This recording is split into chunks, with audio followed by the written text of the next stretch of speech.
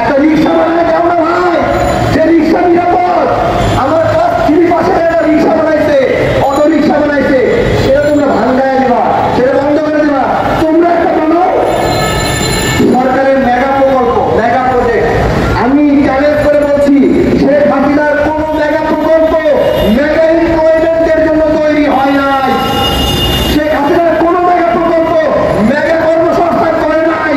শেখ হাসিনা করতে পারে নাই। তার সমস্ত প্রকল্প উল্টো কর্মসংস্থানগুলো বন্ধ করে দিয়েছে। অসংখ্য পাটকল বন্ধ হয়েছে, চিনিকল বন্ধ হয়েছে, সার কারখানা বন্ধ হয়েছে। করার অনুরোধ নাই, শুধু বন্ধ করে পেটে লাথি মারে। খাওয়াইতে পারে না, পেটে লাথি মারতে পারে ঠিকই।